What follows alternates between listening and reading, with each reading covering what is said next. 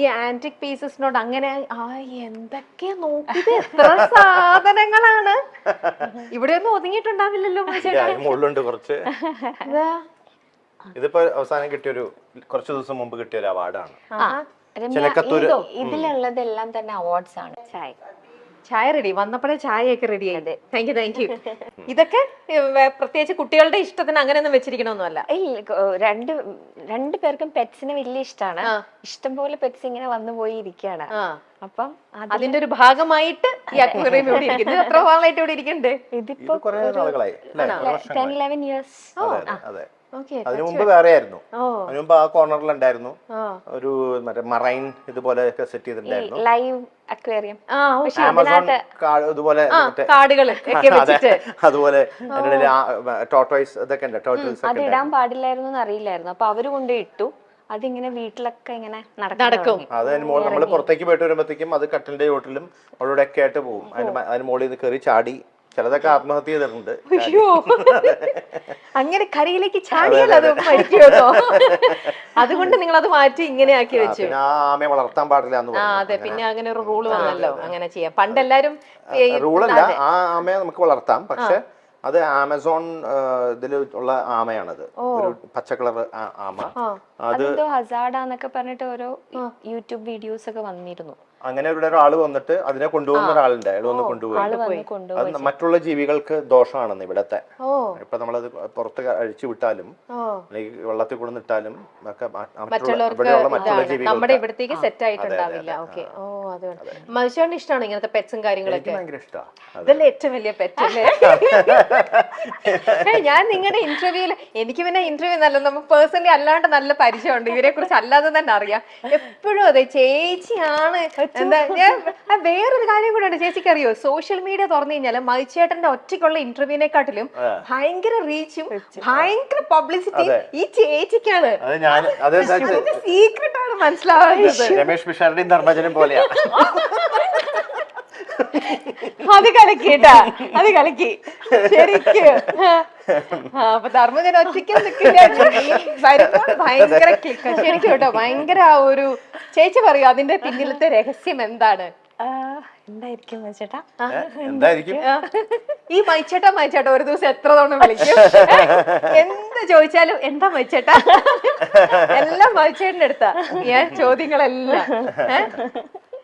ഇവിടെ അത് നിങ്ങളുടെ പടമല്ലേ? അതൊക്കെ ഓരോ ആരാധകര് ചിലതിലൊക്കെ ഞങ്ങളെ പോലൊന്നും ഉണ്ടാവില്ല കേട്ടോ കാണാൻ. എന്നാലും നമുക്ക് മനസ്സിലാവുമല്ലോ അത് നിങ്ങളുടെ തന്നെയാണ്. ഇത് ചേച്ചിയുടെ, നിങ്ങൾ രണ്ടുപേരിലും ചേച്ചി വരയ്ക്കും അല്ലേ? ഞാൻ പറഞ്ഞു കോളേജ് വരെയൊക്കെ ചെറുതായിട്ട്. പക്ഷെ 2 കുട്ടികളും വരയ്ക്കും. ഞങ്ങക്ക് നല്ല ചായയൊക്കെ ഉണ്ടാക്കി തന്നത് ഇതാ നമ്മുടെ മത്സ്യേട്ടന്റെ സ്വന്തം അമ്മയാണ്. ഞാൻ ഇത്ര നേരം കിച്ചണിലൊക്കെ നിന്ന് സംസാരിച്ചത്. നമുക്ക് അമ്മയുടെ അടുത്ത് വിശേഷങ്ങളൊക്കെ ചോദിക്കാം. അമ്മ ഞാനിത് വെക്കുകയാണ്, മൈക്ക് വെക്കുക. നല്ല ചായ ആയിരുന്നു കേട്ടോ, നല്ല സൂപ്പർ ചായ. ചേച്ചി എങ്ങനെയുണ്ട് ചായ ഉണ്ടാക്കാൻ? അമ്മയുടെ അത്ര വരുമോ? പിന്നെ നല്ല ചായ നല്ല ചായ ഭയങ്കര ഇഷ്ടമാണ്. ആണോ? ദിവ്യ ചേച്ചി ഏറ്റവും നന്നായിട്ട് ഉണ്ടാക്കുന്നത് ഭക്ഷണം എന്താ? ദിവ്യ കറികളൊക്കെ നന്നായിട്ടുണ്ടാക്കും.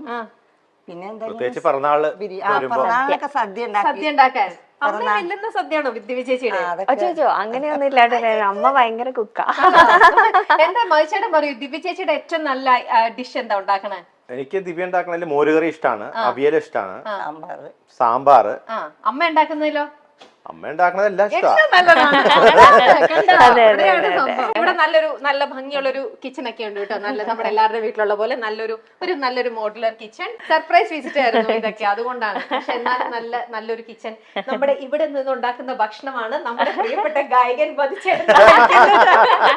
ഇതൊക്കെ ആൾക്കാർ അറിയണ്ടേ ഇതൊക്കെയാണെന്നുള്ളത്. എല്ലാവർക്കും വലിയൊരു ഇതാണ് മതിച്ചേട്ടൻ കഴിക്കുന്ന ഭക്ഷണം, എങ്ങനെ ജീവിക്കുന്ന രീതിയൊക്കെ. അപ്പൊ അതൊക്കെ എല്ലാവർക്കും അറിയണ്ടേ. നമ്മളെ പോലെ തന്നെ നല്ലൊരു സാധാരണ നല്ലൊരു ലവ്ലി ആയിട്ടുള്ള ഒരു കുടുംബം. ഇത് ഇവിടെ ഒരു വർക്ക് ഏരിയ. ഇനി നമുക്ക് അടുത്ത സ്ഥലത്തേക്ക് പോകാം. അതെന്താ മനുഷ്യരുടെ ആനിമൽ? അത് അനിമലിന്റെ മലയാളത്തിൽ ഞാൻ പാടിയിട്ടുണ്ട്, മലയാളം വേർഷൻ. അപ്പൊ അവര് ടി സീരീസും അതിന്റെ പ്രൊഡക്ഷൻ യൂണിറ്റ് ഒക്കെ അവര് അയച്ചു തന്നതാ. ഞാൻ അവിടെ ഇങ്ങനെ നോക്കിയപ്പോ കണ്ടു ആനിമൽ ഇതുമായിട്ട് മതിച്ചേട്ടൻ വിചാരിച്ചു. ഓക്കെ, അവരയച്ചു തന്നതാ. ഇത് കഥകളിയൊക്കെ ഇഷ്ടമാണോ? പിന്നെ കാണാനൊക്കെ ഇഷ്ടം പോലെ പണ്ട് കുട്ടിക്കാലത്ത് ഇഷ്ടം പോലെ ഞാൻ പോയി കാണുമായിരുന്നു. കാണാറുണ്ട്. ഓക്കെ.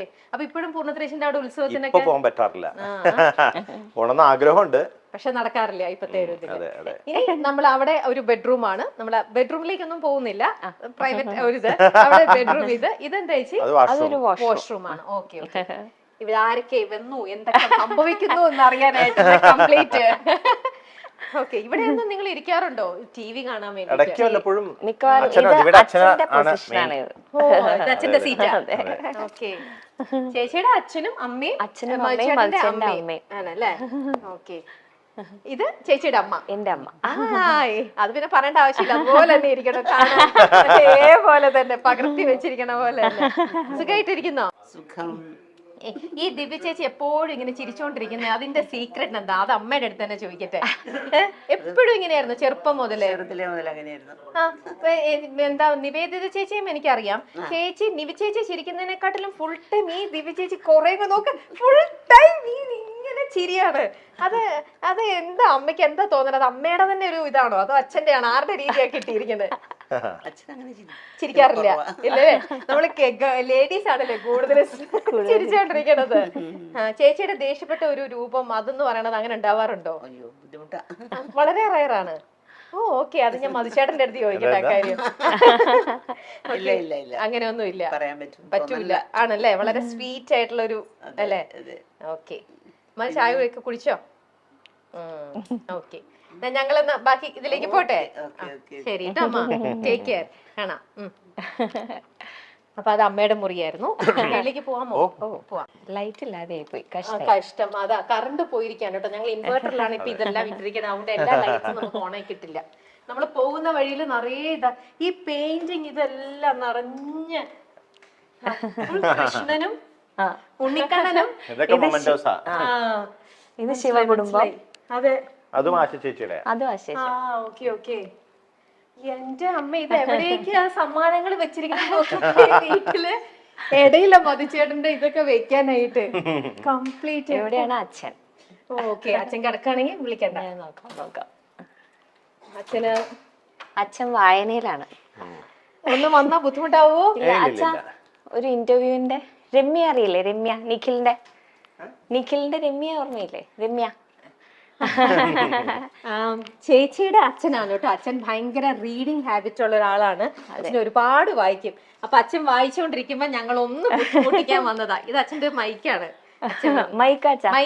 മൈക്ക് പറയണത് കേൾക്കാനായിട്ട്. അച്ഛൻ സുഖമായിട്ടിരിക്കണോ? പിന്നെ ചായ കുടിച്ചോ? ചായ കുടിച്ചു. എന്ത് ബുക്കാ ഈ വായിക്കുന്നേ? അയോധ്യ.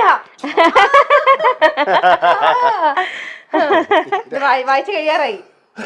അതല്ല, ഒരുപാട് സത്യങ്ങളാ നമ്മൾ അറിയാത്ത സത്യങ്ങൾ അതിനകത്ത് മുഴുവനും. എന്തൊക്കെ കാര്യങ്ങളായിരുന്നു അറിയില്ലേ? ഈ മക്കൾക്കുണ്ടോ ഇതേപോലെ റീഡിങ് ഹാബിറ്റ്? മക്കൾക്കുണ്ടോ? വായിക്കാനുള്ള ശീലമുണ്ട്. ഉണ്ട്. ആ മകനില്ല. അതൊക്കെയാണ് എന്റെ ഇൻട്രസ്റ്റ്. യക്ഷിക്കഥകളാണ്. യക്ഷിക്കഥ, പ്രേതകഥ, ഹൊററാണ് എന്റെ. അതല്ല മോളെ, നമുക്ക് വായിക്കാൻ ശീലമുണ്ടെങ്കിൽ സമയം നന്നായിട്ട് പോയിക്കൊണ്ടിരിക്കും. യാതൊരു സംശയമില്ല. മറ്റേതറിയാമോ, ഒരു ബോറിംഗ്. നമുക്ക് ഇനി ബാക്കിയുള്ള അച്ഛൻ ഞങ്ങൾ ബാക്കിയുള്ള അടുത്തേക്ക് കൊണ്ടൊന്ന് പോയി വീടിന്ന് ചക്രടിച്ച് കാണട്ടെ. അപ്പൊ സന്തോഷം കേട്ടോ, കാണാം കേട്ടോ, സന്തോഷം. ശരി ശരി. ഓക്കെ. പൂജാ റൂം. ഓ, മേളിലാ പൂജാ റൂം. ഇത് ദിവ്യയുടെ വീണയാണ്. ദിവ്യ കുറച്ചാള് വീണ പഠിക്കണ്ടായിരുന്നു. അത് അവിടെ തന്നെ നിൽക്കണ്ടത്. എന്റെ വീട്ടിലും അതെ, തബ്രും വീട് ഇങ്ങനെ ഒരു ഷോ പീസ് ആയിട്ടാണ് അവിടെ ഇരിക്കുന്നത്. ഇതായിട്ട് പൂജാമുറി. എന്താ ഐശ്വര്യം. ഇതെന്റെ അച്ഛൻ.